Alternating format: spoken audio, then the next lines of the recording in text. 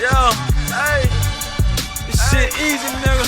Hey, all I'm talking about, nigga, I'm still out here trying to get it. Contender regime, boxing, taking back in with y'all, man. What's happening? Jermell Charlo should be top 7, top 6 pound for pound, easy. Top 10 is not even a question. Shout out to Champ Side, man. Like he said, and it's not even a question about whether or not he's in the top 10 pound for pound. It's where he's at on the list. I feel like, and I said this a while ago, if he were able to be successful versus Rosario and become unified champion, shit, you might as well call him undisputed. If y'all calling Lomachenko undisputed, if he beat Teofimo Lopez and he don't have the real WBC belt, then you got to call Jermell Charlo undisputed without that WBO. If y'all saying, well, we know who the real champion is because Haney ain't fought nobody, Haney ain't beat nobody, well, shit, how Jermell Charlo not undisputed? You know what I'm saying? If y'all want to play it like that, you got to keep that same energy. You dig what I'm saying? But going back to the pound for pound, like I said, Jermell Charlo, he got to be top 7, at least top 7, top 6 pound for pound. Triple G is still on most of the pound for pound list. He shouldn't be on the list. Triple G is not a pound for pound fighter right now. He's just simply not. Estrada, the Estrada kid, he's not. You got to move him off the list. You know what I'm saying? Or at least move him back. Some of them dudes got to come off the list. 2 or 3 of them dudes got to come off the list.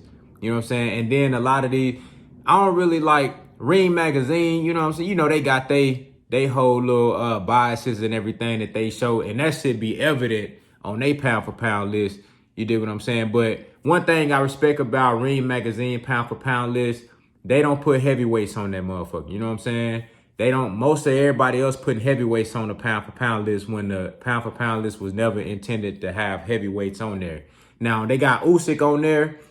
I agree with that because Usyk is coming up in weight. He came up from cruiserweight. He was undisputed, went up to heavyweight. He should be on there. But anybody that only fought at heavyweight, that never fought outside of the heavyweight division, they should never be on the pound for pound list. You know what I'm saying? So, now you got Jermell Charlo, who is basically undisputed. Like I said, if the winner out of Lomachenko and Teofimo Lopez is undisputed, then Jermell Charlo is undisputed. Or y'all gonna call that shit? I'm gonna let y'all call it. It's up to y'all. You know, but he got 3 of the major titles. He also has the lineal and ring championship at 154. He is the king of his division, the most competitive division in boxing. It might not be the most high profile as far as the biggest names, but competitiveness, the action, everybody fighting everybody, you know who's the best fighter in the division, that's 154. That's 154. Ain't no question who's the man at 154.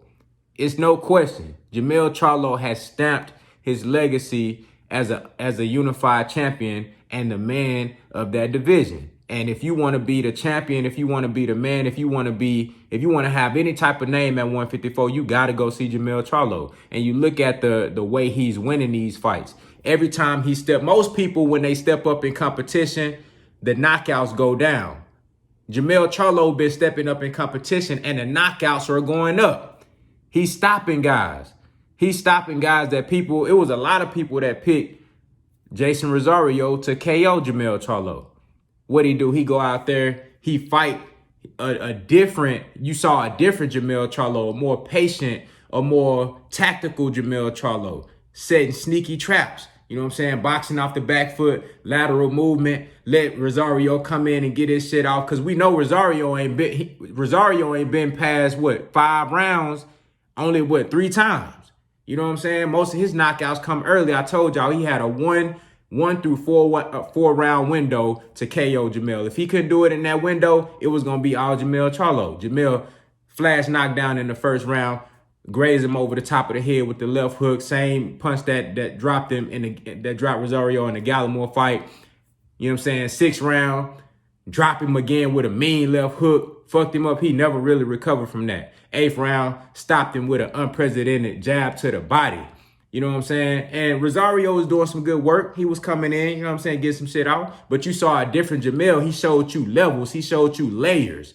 You know what I'm saying? He showed you he was able to set traps. You know what I'm saying? Boom. You know what I'm saying? Touch him with the jab, go down, hit him with the 1-2, boom. You know what I'm saying? Touching him, fucking him up, and then let him walk in on some shit. Because like I said, Jason Rosario, we know he gonna fight one way. He coming forward. Jermell Charlo showed you he can fight in layers. He set traps. That shows you an elite skill level. When you normally known for getting knockouts going forward and being a hunter, an ambush fighter, then you fight a totally different way. You let the other guy be the aggressor and the hunter, and you set traps for him. You know what I'm saying? Boom, boom. You know what I mean? So Jermell Charlo really showed you he can do it all in the ring. And he gotta be he gotta be top 5, top 6, top 7 pound for pound. He's beaten everybody that he's ever fought. He beat every man on his resume. Every man that he's been in the ring with, he's beat. You know what I'm saying? Lost to Tony Harrison in a controversial decision. Went back and stopped him. Got his belt back. 2-time champion, unified. He gotta be top 10. He gotta be top 7, top 6, top 5 pound for pound. Like I said, Triple G, get him off the list. Estrada, you gotta move him back. You know what I'm saying? Canelo is a drug cheat, you know, but I know most lists got him on there, even though he's a drug cheat. People like to say all this shit about the Charlos with, you know, oh, they on the juice. They on the juice. Ain't never failed not one drug test. Canelo been in question multiple times. They even had to raise the clenbuterol levels for him.